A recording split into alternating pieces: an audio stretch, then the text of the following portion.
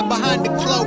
And if you stay in the mist, you gon' be soaked. So listen up, cause this hair of the dog, what's real, what ain't? Is this the fog or smog? Cause there's a difference when you breathe it in. So don't let the corporate media take you for a spin.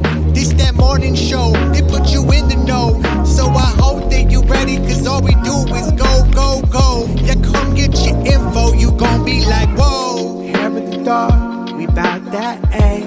We in the zone, we out here, yeah. Spitting the facts. Good morning, everyone. Welcome to Fuck This Shit Friday. We are basically, I think Kerri and I are in a feisty mood this morning. And, you know, we've had a few days to try to absorb the events of the week and how ridiculous they are and, you know, how much of a performative BS style of election that the U.S. has just had. And so the idea is today that we're going to hopefully going to ask people if they want to ask some questions or weigh in on certain things, and we're just going to talk about those kind of things, but only if it's the vein of complaining. Right? We don't want to talk nicely about anything. We just want to complain. That's the whole idea of this show, right? And so, without further ado, I'd like to introduce my lovely and talented and very pale co-host. That would be Kerri Barber. Good morning, Kerri. Pale. I worked so hard on my lighting. I even took my makeup collection and went 2 shades darker. So this is me with a fake tan. It's not orange. But this is me with a fake tan. But thank you, Andy. Good morning. I can see you're up on the complaints already. But Nice. Excellent. I think that's very important. I think that we had, because of the week that we've had, I think it's now time for people just to start bitching and moaning, because there really hasn't been any of that through the election cycle. It's been overwhelming. And that's kind of the feeling of the show today. So for those of you who are just tuning in, and for those of you who have been with us forever, good morning. If you type in the comments, either on Facebook or Twitter, we will see them and we'll respond. So this entire show is about you. But first, I want to give a shout out and a thank you to our newest patron, Dave Gutowski. Dave actually has this awesome program that he's working on for internet freedom. This is to bring community-owned fiber to a local area. It's where you get together with your neighbors. You own the fiber. You own it. You cut the cable completely. Your township, municipality, city no longer gets to be the vendor to collect the bounty from Comcast or AT&T or whoever. It's you. It's absolutely you. So thank you to Dave for becoming a patron. And Dave now gets access to investor calls and discussions about programming and how we move forward, because we are a unique media company in that it's all employee owned. And we're pursuing union membership across the board. So thank you, Dave. Good morning. I have no complaints about Dave. So we'll get the non-complaints out of the way first. Right. Oh, I have one more thing that was really exciting, because I'm 12 and I'm married to a guy who's 12 too. So I recently relocated from Illinois to New Mexico. And we are still in the newbie discovery phase, where everything is just so exciting and wonderful. And so we came across something that is just delightful and ridiculous. You can, here in New Mexico, buy a bag of tortilla chips that, I kid you not, is as big as a toddler. It's like 2.5, 3 feet tall for $4. We went to a grocery store. We're like, so we're walking around taking turns carrying our new chip baby. Can I get a carry-on, please? right. So it was just one of those really small things. And you got to find joy in the simple things now. So it was just so delightful. We're like, look, $4. We bought a chip baby. So that was our celebratory thing this week. But I would say that we have to first, every time that you talk about where you live now, we should always mention that Kerri lives in New Mexico. New Mexico is part of the United States, not Mexico. Yeah, it is part of the United States. We're at the southern portion, right there in the Four Corners area. Part of the United States. Did not need a passport. Still use American money, U.S. dollars. It's part of the United States. So yeah, it's not Mexico. Where you can buy apparently a shit ton of tortilla chips. Really good ones too. So yeah. The next 20 pounds brought to you by Chip Baby tortilla chips. So wait for salsa to go on sale. Oh my God, it'll be a free for all. Oh yeah. Well, we live near Hatch, New Mexico, where the best green chilies come from. So yeah. All I can say is holy guacamole. That's right. So, all right. Well, let's get into it. I have a couple of headlines that we're all waking up to, and I have some really dear friends of mine who have been glued to the TV. I worry about them a little bit because they are just so OCD and stress response watching CNN, and the results come in and every nuanced piece, and I'm like, take a deep breath, calm down, because what we woke up to this morning was in Georgia and Michigan, the Trump campaign's lawsuits have been thrown out. So they were trying to make the case that there was voter fraud and all sorts of things, and judges in both states went, nah. So here's what's happening in Nevada. They have the same lawsuit, but they took a slightly different tact. Rather than going after filing it on behalf of the campaign, they filed it on behalf of a resident in Las Vegas and a reporter, which was interesting. And the lawsuit is citing the clerk there. And they're also alleging illegal voting activity and people who are deceased and, all the regular narratives. And there's one point that I really want to make here for people, especially progressives, if you're thinking about running for office, whether it's dog catcher all the way up to Congress, this is normal. This is what happens behind the scenes. It's just made public now because it's Trump and he's talking about it and everything else. But if you're a progressive candidate running for office and you have a very tight election like this one, anything that is generally about 2% within striking distance, you should have a lawyer on retainer before the election for this reason. Because so many times you can pull back votes for your side. And that is what happens behind the scenes. You challenge those results. You sit in on the audits. You have a lawyer file a lawsuit. And there are many, many times where if you make that challenge and you're successful, you can win an election based on that very narrow margin. And a lot of it comes from I sat in on petition challenges. When you get all your petitions signed so you can get on the ballot, somebody will oppose you. Usually it's the person you're running against. Sometimes it's the Democratic Party if you're running as a Green. So what you do is you sit with volunteers or paid staff and you have to find the information and details. So for example, if Donald Duck is a registered voter and they can't find him on the rolls, or they can't read the signature, or they can't find intent, that might get thrown out. So what you do is you sit there with the auditor and you go through the same steps and help them find it. If they find it and they can certify it, that's a win for you. And so it's a very laborious process, but it can be done. And here's the really cool thing, and we've been talking about this as progressives for years. Any citizen can participate as a ballot count auditor. You are observing.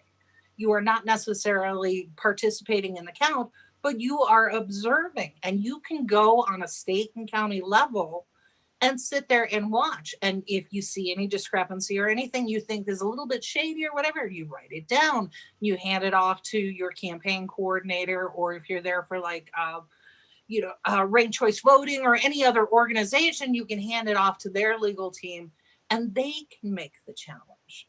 So all of this is absolutely open to any citizen who is a legal voter or a resident of the county. You can do that.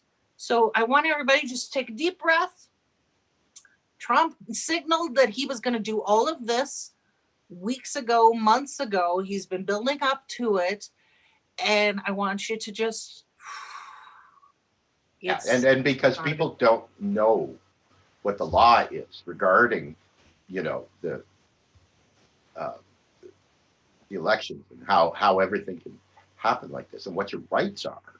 People think that this is new, right? That Trump is trying to pull a fast one on everyone. It's just because he doesn't know how to shut his mouth. Everything's in the open. Right? So as you clutch your pearls, oh my God, what's he doing? Well, this happens all the time. Right? Yeah, it does. And it just never makes the headline. So the other point that I want to make for voters, if you went to vote and you are a legal registered voter and for some reason they couldn't find your name or you moved or something happened and they handed you a provisional ballot, you have 7 days from the date of the election, so your time is running out, to go to your local county clerk and petition to have your provisional ballot turned into a regular ballot. It's managed on a case-by-case basis. So if you were one of those people where they couldn't find you or something happened and you were at the wrong polling place, because we're seeing this all across the country where polling places are getting consolidated. So maybe you went to the wrong place and you just didn't want to go, or they didn't tell you where to go, so they handed you a provisional. You have about 7 days to call your county clerk or to go and visit them and say, hey, look, I am a registered voter. I should have been given this. I wasn't, and plead your case. And on a case-by-case basis, they can flip your provisional ballot to a regular ballot and you will be counted.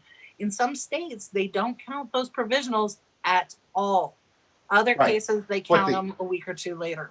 But the onus is on you to take charge of that situation and make sure that your ballot is counted, right? You've got, like, there was one of the swing states, I can't remember which one it was, but it was somebody, one of the narratives was from the Trump side that there were tens of thousands of ballots that were illegal or spoiled or something like that. And the actual electoral group that was in charge of that said, actually, no, there were 200.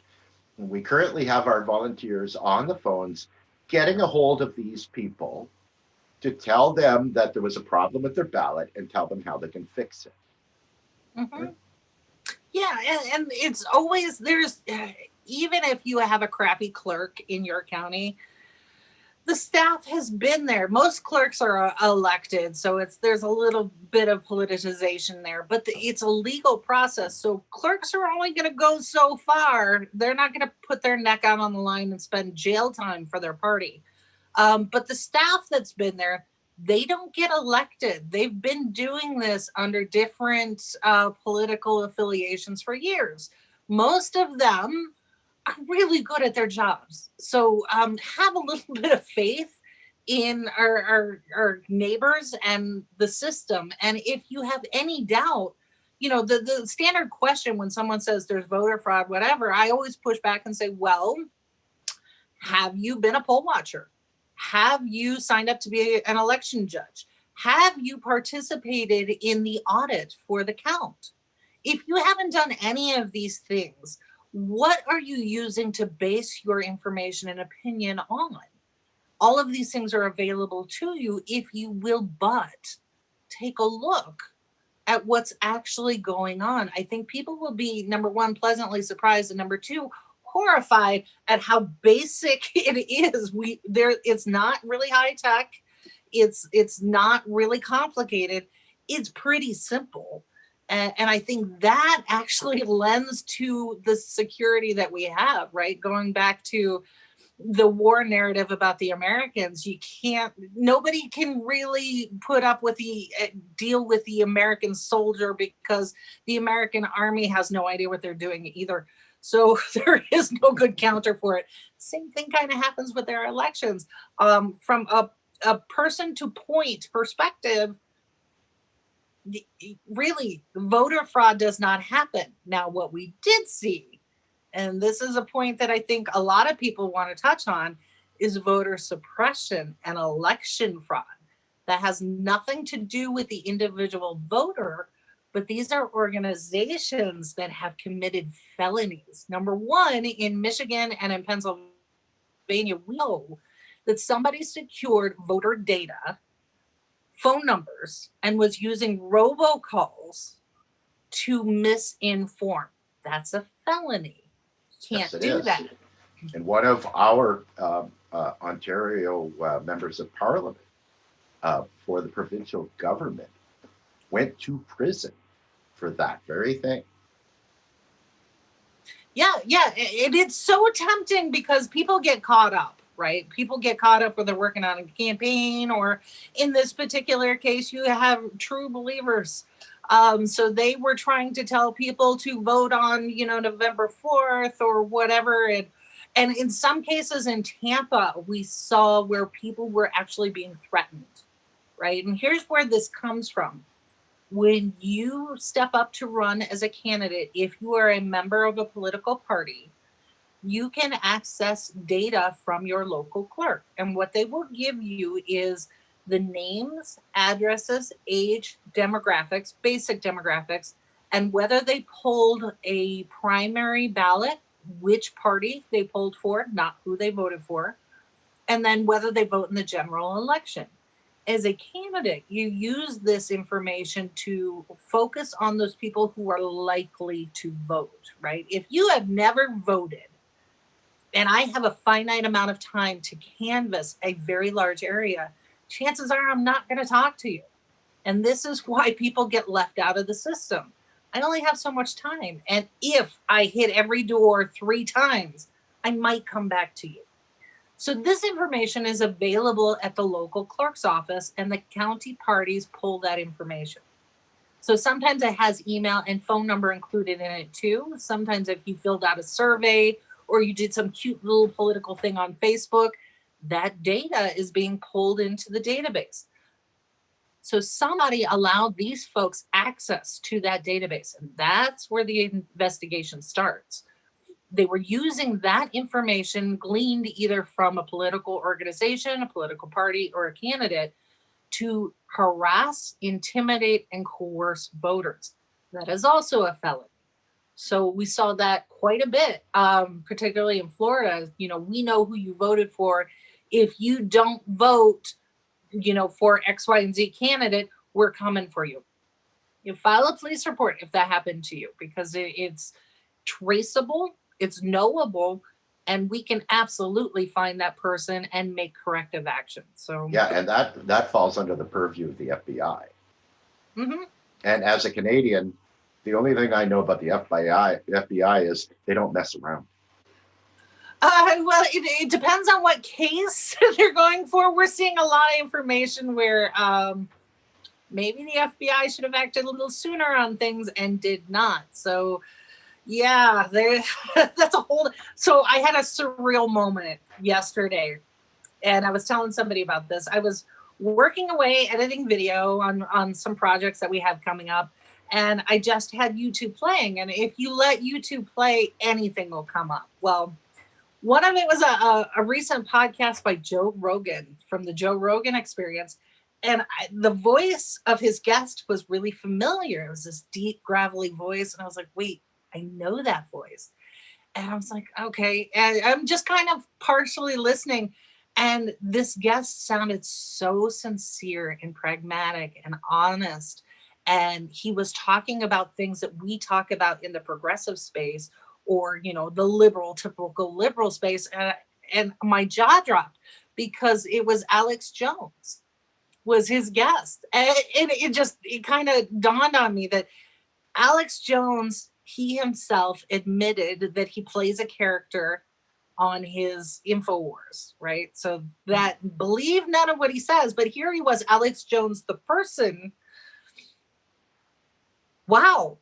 Intelligent, well-spoken, and he himself was arguing for progressive policy on the Joe Rogan piece. And where this ties in is he was talking about the FBI investigations, particularly in California, Jeff Epstein, and with the Trump campaign. And he talked a little bit about how the Trump campaign is really in trouble when it comes to FBI stuff because he himself said Trump's an idiot and he's listening to the wrong people.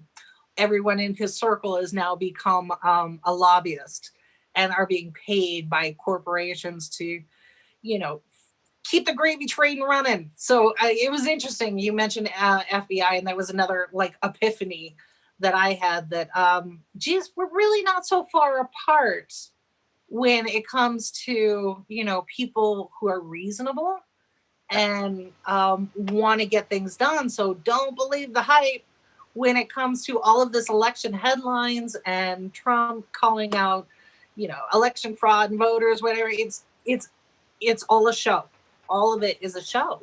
Yes, absolutely. And I think that you find that's the awakening that has to occur, right? And this ties back to what we were talking about earlier with internet access, right? That allows people to shut off the performative boob tube stuff through mainstream media and actually get a chance to be exposed to different things and different ideas on the internet, because the information that's coming from there isn't being coordinated by large corporations or, you know, rich people that want to control the narrative, right? And that's a huge thing. And that's one of the biggest problems. It's the US is that you have people that believe certain things.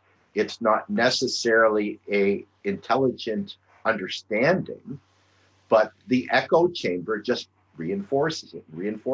And Americans, if they aren't anything, they're at least confident, right? Mm-hmm. And that confident in ignorance is what is currently driving the narrative of the alt-right and the extreme left, right? And it's just completely uninformed. And what needs to happen is that narrative needs to be countered by entities that aren't making billions of dollars. And that's huge. We definitely fit in that category. So. We do, just under. Yeah, just a hair under. Yeah. And I think that is the important point, right? Why do we do this? Because we want to make sure that there's at least a small avenue where you are getting an honest opinion, right? So we on our team have our own opinions about which candidate we like, which we don't, but where we are unified is if you work for a living, if you're disabled, if you're a veteran, if you're a police officer, we support you. We also support human rights. We also support law and order, equal protection, and due process. So it's really not, this is not hard, but we make it so much harder than it really needs to be. And I think that if nothing else, I am so grateful for this administration because it has forced us all to go back to Civics 101 and to really take ownership of our civic duty. And this here in our election, I'm thrilled because I have been begging people to volunteer as ballot count auditors.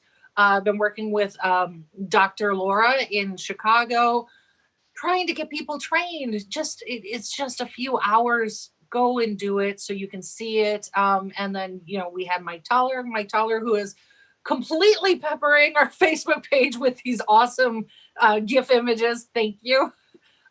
He has spoken to it a number of times, and And this is part of being an adult and taking ownership of your civic duty. It should not be just a title.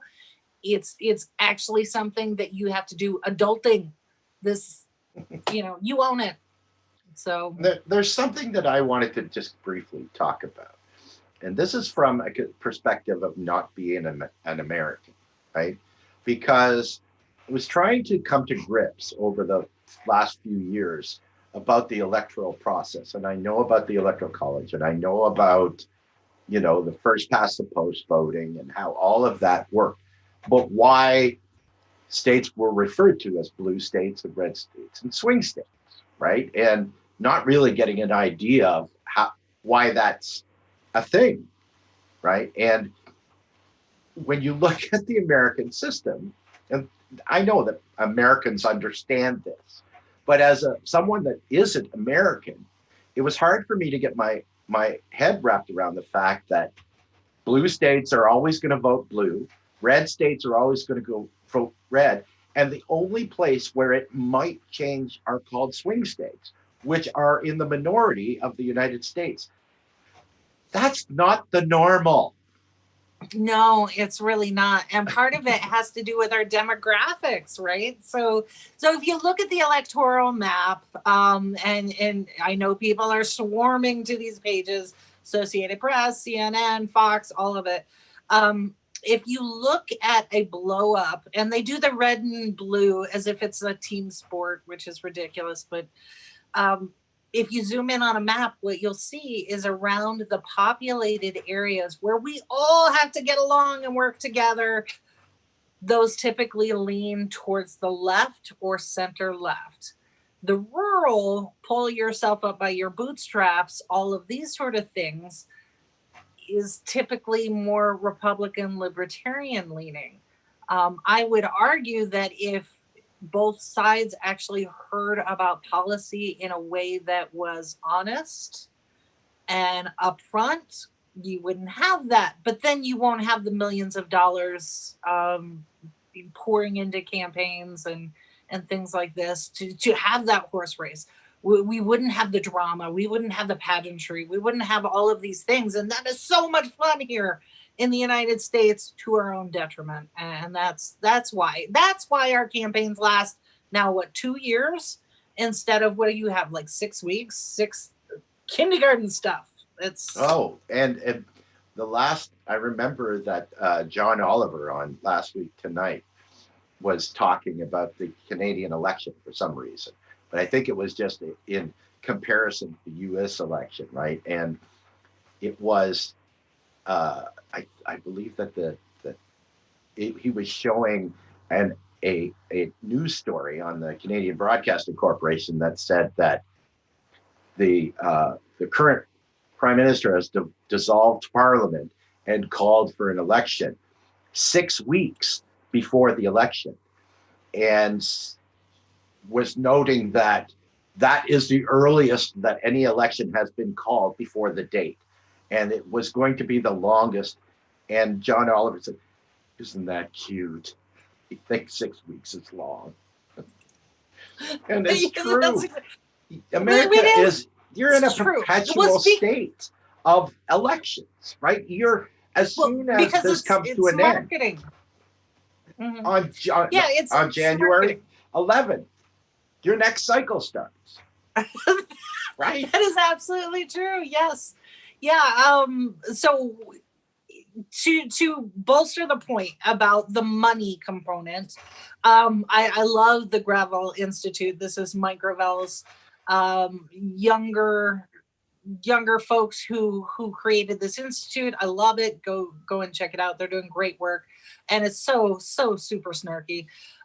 They posted this really nice critique of the Lincoln Project. Remember, the Lincoln Project was supposed to be all of these Republicans who were just so terrified of Trump that they were going to campaign against him. And if you will, but just support us. And then, yay, liberals, you're going to get all of these, the cavalry's coming, and we will usher them in, all of your Republicans.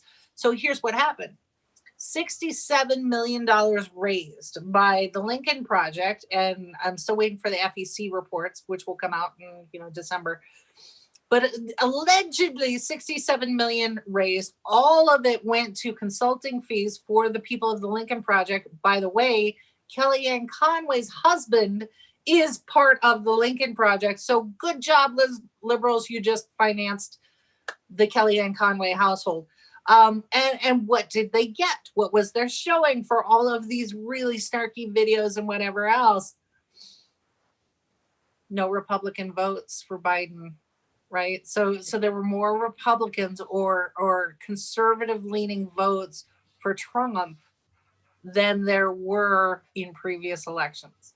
So that is why we have campaigns that last six months, a year, 2 years, especially at this level, because there's a ton of money to be made, especially from those. Yeah, especially when you keep people terrified and concerned or pissed off.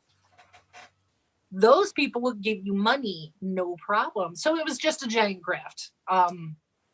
So I guess my message on this Bucket Friday is calm the fuck down. Just relax. Take a deep breath. Arm yourself with information. You're going to be okay. It's fine. So we just got new reports about the electoral college count. And so I already mentioned that Michigan and Georgia has thrown out the lawsuit filed by the Trump campaign. So we're looking for a 270 count. And because Canada is so pissed off, apparently Canada has weighed in. Andy, cue up this graphic. I think this is wonderful. Never before happened. So, apparently Canada is going to donate one of their provinces to put Biden over it so we can shut the hell up and move the hell on. So thank you, Canada. Way to go. Not actually donating the province it's just the electoral count. That's it. I'm not giving up my health care. I'm sorry. Yeah, no, we can't have that. We're not allowed to have that, even in a pandemic. But we appreciate Canada. We appreciate you. Thank you so much for helping end this debacle, so that we can just move right the hell on. But yeah, so Ontario, appreciate it. How does Ontario get 21 electoral votes? There aren't that many people there. What do you mean there aren't that? It's the most populous province in the country. We have 1/10 of the population in Canada that you do in the US, but 1/3 of the population of Canada lives in Ontario. So there's 10 million people here. Well, that's slightly bigger than the city of Chicago. Yeah, I know, but it's cold here. Plus, we all have big properties, right? True. And half of our country is lakes. Yeah, that's true. Yeah, your residential neighborhoods are what, 1-2 acre lots. Yeah, though you say your neighbor is a stone's throw away. Yeah. That's one hell of an arm. Well, this is what I'm finding here in New Mexico, too. Once you get out of the city proper, everybody's got about an acre. Half acre is like the smallest lot.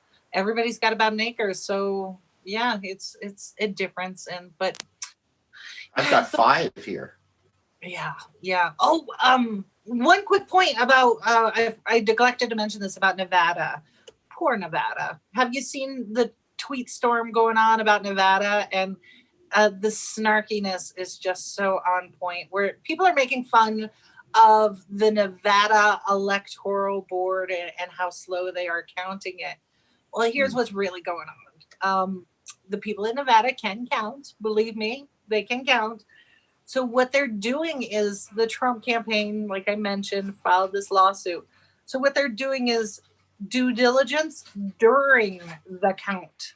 So they've got a twofold process. Not only are they continuing their counts, but they're gathering the information and evidence to present to negate the allegations being brought up by the Trump campaign about voter fraud and things like that. So it's a two-part thing. They're really trying to be careful, really trying to do their due diligence. So that's why Nevada's a little bit slow. So if I found anywhere that Nevada was trying to string this along because somebody got some money in it, I'd tell you. I'm not finding that anywhere. It's people in Nevada are like, oh no, we're going to get this right. They're doing it very deliberately. They have 20 people in a row, and the first person picks up a ballot and says, 1 for Biden. And he passes it to the next guy, and he looks at it and says, 1 for Biden. And that goes through all 20. Then when that one's done, they move on to the next ballot.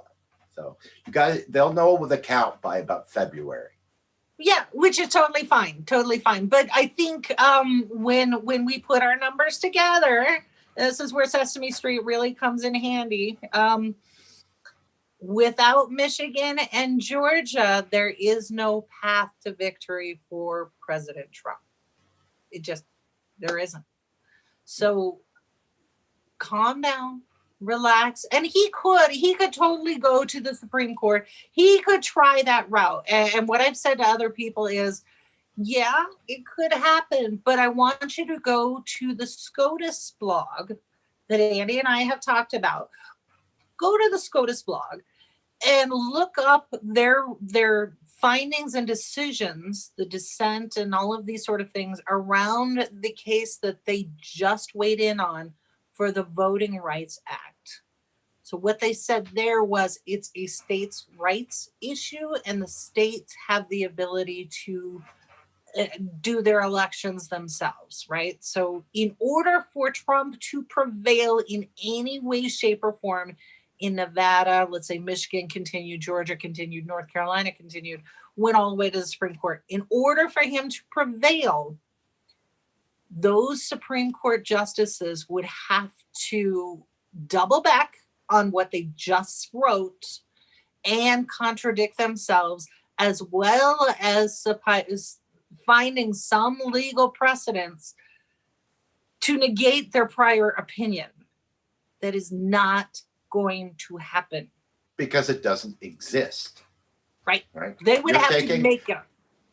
All you have to do is go see any precedent with mail-in balloting. If at any time in the United States it has been upheld that it is an illegal way to vote in an election, right? Mm-hmm. And there hasn't been anywhere, right? This is all on the Trump campaign. This is their opinion. It has no basis in anything legal, right? So the only thing that the Supreme Court can do is look at the case that comes in. They say, all right, is there any legal precedent to justify what they are saying? There is not. It's not the job of the Supreme Court to change that. It's their job to uphold the law. And that's the law. And so nothing is going to happen. Yeah, exactly. And if in your state you saw some shenanigans, you have some concerns about how the election went down or whatever, and you've gone through and done your research with your board of elections and all of these sort of things. Like one of the questions is, should your board of elections be appointed or elected? Those are some key questions that you might want to wrestle with. And if you come to a determination that you feel very strongly about, there's your purpose in your state. Get it changed in your state. And that's how you move forward. So all of these efforts like ranked choice voting, which I personally agree with, that has to be done at a state level. That is not federal. So while you may see the campaign and organizations at a federal level or, at a national level talking about it, it's really a state's issue. And it's something that you ballot initiative on or work with your representative to actually get some legislation put through, all of those sorts of things. So those are all within the states. We are a union of states. So, this whole thing so the difference was everybody's got PTSD over the Florida thing and George Bush. The reason why that went to the Supreme Court, because it was voter intent. It was within the state of Florida and their laws regarding intent. So you had those hanging chads. In Florida, the way the law read was, do you count the voter's intent by the mark that they made, or does it have to be a full push through? And that is what was argued at the Supreme Court. So they were trying to argue the state's law, voter intent within the framework of the state, and the outcome of that determined the entire election for the United States. You don't have that in Nevada. You absolutely do not. Because even if he won Nevada, he still does not have enough to reach the 270. Right. And late last night, Biden took the lead in Georgia by a couple of thousand votes. And this morning, he took the lead in Pennsylvania. Right? So there's really only one place now, which is North Carolina, where Trump still holds a lead in any one of the swing states. So the game, and that's not enough. Yep, not enough. The math just is not there. And, honestly, the Trump campaign knew this going into it. The GOP knew this going into it, that there was a very narrow path to victory. And this is why you had all the shenanigans and coordinated effort and things like this to get the vote out for Trump, because they knew that the chances were so slim and high voter turnout was going to go in their favor in a lot of these swing states. Didn't work. So here is what I suggest. Again, if you don't like the law or you're not familiar with how elections work in your state, it's really easy to find out. Real easy to find out. And there are so many groups that can help you with it. Whether you're a Democrat or Republican, just reach out and ask questions and find out what's going on, and ignore the rhetoric about the voter fraud. Stick to process. And that is where you would get your answer. Every state website has a board of elections. Go and read it. It's there. It's there for you. So then, and those people do those jobs because they believe in democracy, and they volunteer to help with the election almost every time. A lot of the same people come back and do that same job. I've been there in Canadian elections as an observer for one of the political parties. And everything is above board. And the other thing is that when you're in a voting location all day, you're not getting any news in that location. So you have no idea what's going on outside of that building that you're in. So there's no coordination per se. One little chunk of where votes are being tabulated, and people are just busy doing their job and doing it properly, because that's why they're there. Yeah, absolutely. And when I was a poll watcher, when I ran for office, I was a poll watcher for myself in 3 different precincts in one location. I knew that a judge had ruled that the polling location where I was at and others was ordered to stay open another hour. I knew that 3 hours before the poll workers did. And I had to tell them, hey, you need to call the clerk, because this place is going to stay open an extra hour, because I was not working. I was there as an observer, so I knew it first.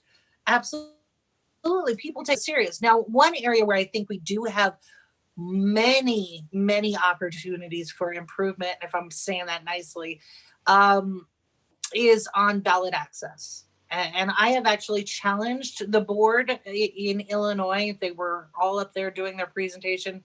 My problem with ballot access in Illinois in particular, and I can't speak to other states, was if you are a citizen who is legally able to run for office and you go through the ballot requirements, and inevitably you're going to get a challenge from your opponent or a party to say that, no, of the 1,500 signatures you got, we're going to strike away 300 of them. And that will put you below the threshold required to make the ballot. What that does as a candidate, especially a progressive candidate where we're not heavily funded, is now you got to come up with $5,000-$6,000 for an attorney for a legal defense, and you've got to put together a team to go to your state capital or whatever race you're at to defend those signatures. Again, this is, Mickey Mouse lives at 2318 Main Street, and help them find that voter and say that, yeah, this is their legal signature. Because what happens is, when I register to vote, let's say I'm 18, or, I move to a different state, my signature from a decade, 2 decades ago may not match identically to the day that I vote. So my that signature could be stripped off the ballot. All of those things, I think there's really some opportunities there, because what it does is, if you're a candidate running for office and, progressives don't have a lot of funding, you can't necessarily afford a lawyer. So it is a poll tax, in essence, against somebody who wants to run for office. So if you have any gumption to make some credible changes in your state law, that's one area that really needs it, and that is nationwide, right? So this is why we talk about public funding of campaigns, and this would be included, right? So if both candidates, or all candidates who wanted to run for a particular office, had access to the same legal framework and the same legal defense, then we have parity. But I can tell you what happened in Illinois. Illinois is so fucking shady. So there are only so many lawyers who are able and willing to work in politics, right? And I talked to a number of them when I was working for a congressional candidate, getting them set up on retainer, because we knew that these challenges were going to come. It's a given. And what I was told by several attorneys in Chicago was, well, I really want to help you, and I'm interested. Here is my retainer fee. However, I got to tell you, if I get a phone call from Mike Madigan's office to stand down, I won't be able to help you. And that is a literal quote. So Mike Madigan, for those who are not familiar, Mike Madigan is the Speaker of the House in Illinois, and he's the head of the Democratic Party. So what he was doing behind the scenes was removing legal access from any campaign that he did not favor.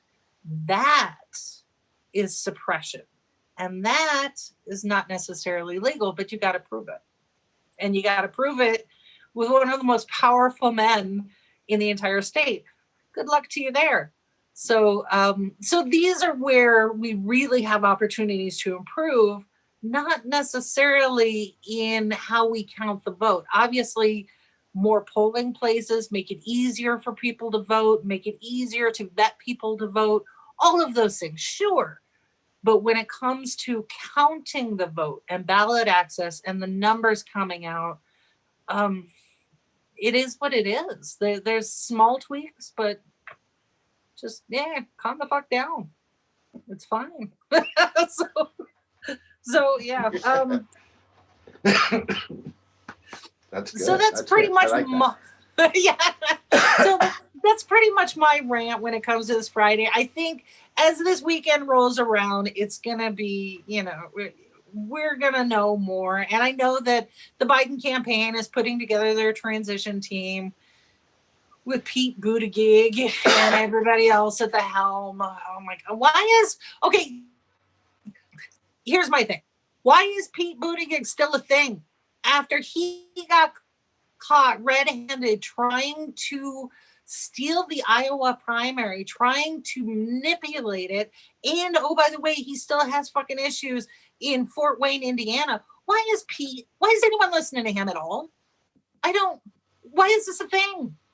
Because he's part of the neoliberal crew. That's, somebody said Buttigieg 3 times, and it changed. I just snorted my coffee. Sorry. I should have waited for you to finish. That's okay. No, continue. No, it's true, right? The people that were all, enraged in Trump, and he had to go, and that's fine. He's there now. Trump is gone. That's all good, right? But this doesn't mean we stop fighting, because nothing will fundamentally change under Joe Biden. It's his own quote, right? And so the reason that the situation allowed for someone like Trump to seize power, all of those reasons are still there. Nothing's changed. Everything is the exact same as it was, right? The Clintons are back in the White House because of Sleepy Joe. It's all back to the same old club where it's all about making money. It's the corporate Dems who are run by the big tech and Wall Street. So this doesn't mean that the fight even diminishes slightly, right? It's a different team, but it's the same team. And the other thing that I wanted to mention, and I don't know why this hasn't been talked about more, but anybody that was their only policy position was Orange Man bad, and we got to get rid of Trump. The end game, I think, for them is to see Donald Trump rot in prison, right? That this is what is going to make everybody happy talking at brunch. It's all going to be good at that point. I can't wait to see their faces when Joe Biden pardons him. Oh, yeah, that came up yesterday when I was talking to somebody. I was like, yeah, if Obama didn't go after Rumsfeld, and there's like this gentleman's agreement where the incoming administration just kind of like, yeah, it's okay, because they themselves don't want to be prosecuted when they leave office. Ooh, and I was saying, okay, if I was queen for a day and there was no election, I was just in charge. In order to unify the country, what I would do is piss everybody off immediately. First off, the entire Trump administration, the rest of his cohort that's not already in prison, yeah, we'll be looking at charges there, including Bill Barr. Holy cow. I think burying him under a federal prison would probably be appropriate, but yeah, that might, that might be an insult to the prison. There's that.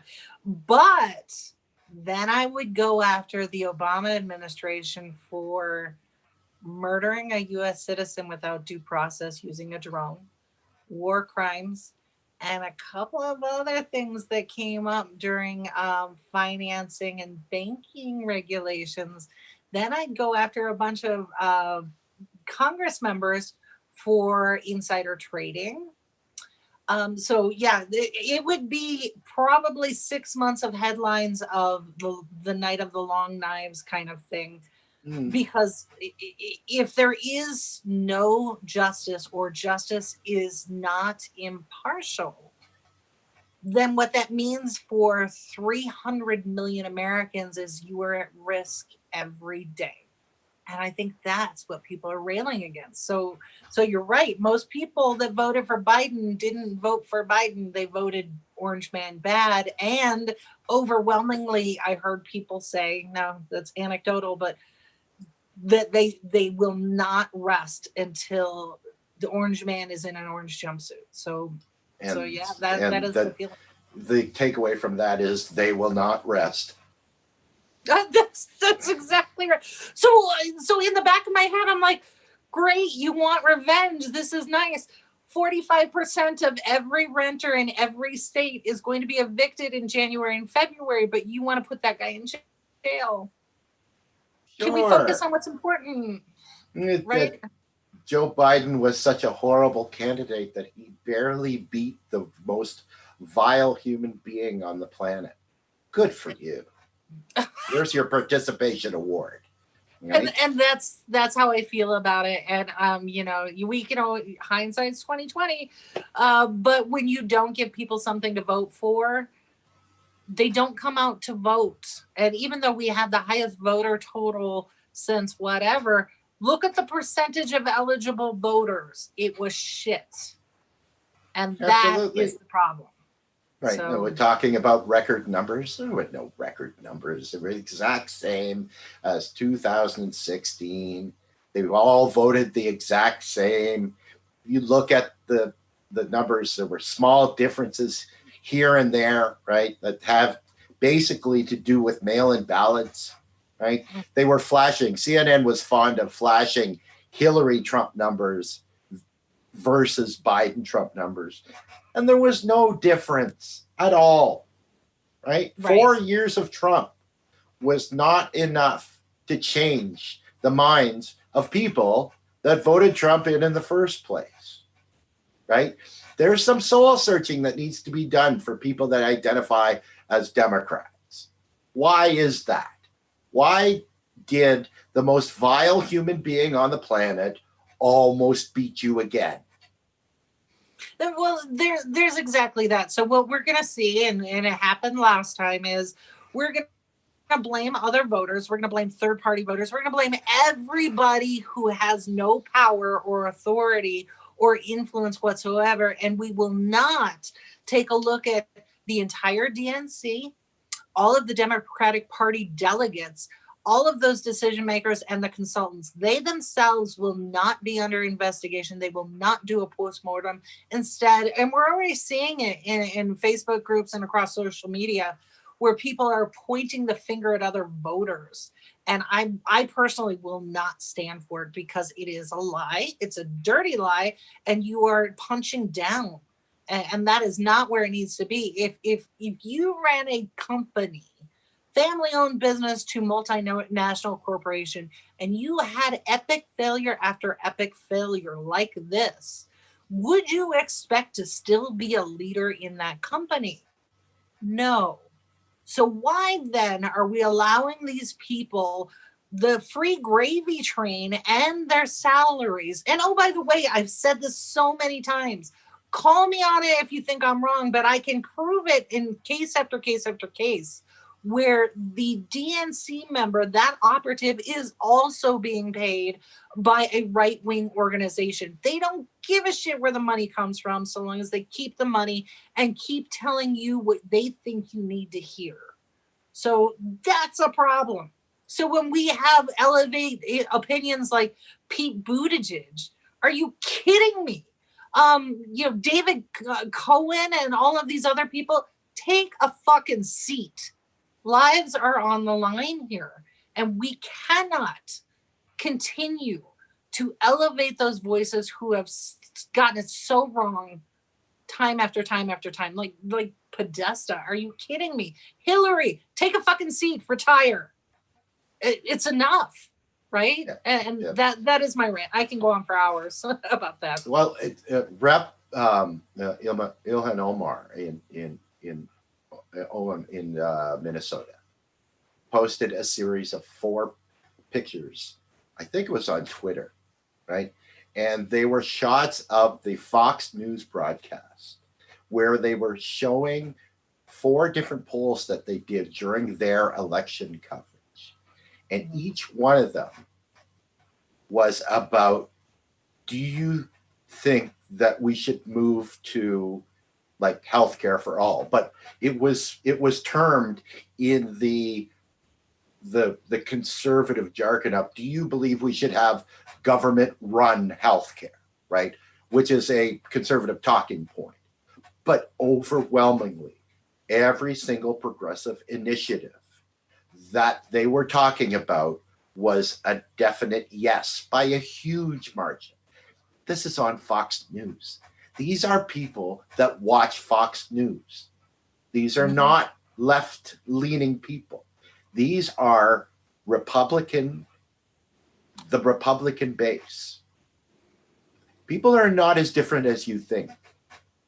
No. They're not as different as mainstream media would like you to believe, right? And Right. the sooner that people start to figure that out, the more Americans can start to move away from the unfettered capitalist market trying to fix all problems while rich people get rich and poor people lose their homes. Yep. And I think you've tied that in nicely to how we started this entire episode. It's we are more aligned, we are more together, and these groups that are profiting off our misery, profiting off the bread and circuses, want to keep us divided and thinking that we are so different. Socialism, fascism, all of these sort of things. The average American does not subscribe to either of those. What we want is to take care of each other and our families. And that is where progressive policy lives. So this is why we will keep doing what we're doing. And again, thanks and shout out to Dave Katowski. We really appreciate you becoming a patron. Anyone else who wants to support this, and I promise you, we will dig into some deeper stuff, but keep it light and airy as we go forward. But if you learn something, maybe consider becoming a patron for as small as $3 a month, that you too can support independent media so that voices like ours, and we're obviously not the only ones out there, but voices like ours continue to grow and resonate and help bridge that divide, because it's not going to be no superheroes here, no politician, no nothing. It's just you and I that bridge that divide that we That's have right now. We have gotten absolutely zero Koch brother money. Or Soros. We don't get that either. Or Bill Gates. Or I still have yet to receive a check from Dr. Fauci. Right. Yeah. It's a shame. It's a shame. We actually have to, move on without it. So, but that's all I got for today, for Friday. I'm ready to get on with my weekend and get back to work. I have this amazing interview coming out, and Andy's been helping me. He is one of the best audio guys in the business. I hesitate to say globally, but I'd be willing to put him up there. Working on this interview coming out for Veterans Day, which is on November 11th. This, I gotta tell you, meeting with this guy and seeing the work that he's doing and the people that he's been able to help has just been, I was blown away. And of course, I was there with my husband, who's such a cynic. And even he was like, he was blown away. What is actually going on with this particular organization? So I'm trying to do it justice, and I will take my time. Appreciate Andy's help, the rest of the team. But I hope to have this out soon, if not on Veterans Day, because I think it's an amazing project. Also, Rome has a couple little, Rome in his own way has his own rants. These are short little Rome's Rebellions, and I think he's got another Blunt Talk coming up. If you want to be a guest on Rome's Blunt Talk, let us know. We'll hook you up with Rome and make that happen. And then Brandon Johnson, who's always got a great interview, great topics, and some things that are very thought-provoking, always on Tuesday nights. So that's it for this week. Andy, final thoughts? No, let's get the hell out of this week. I'm sick and tired of thinking, and it's actually warm where I am right now. So there's not too many days left like this. So I'm going outside. All right, enjoy. Take care. With the dog, we bout that A. We in the zone, we out here, yeah. Spitting the facts, how it's supposed to be. Hair of the dog, we keep it G. Whoa.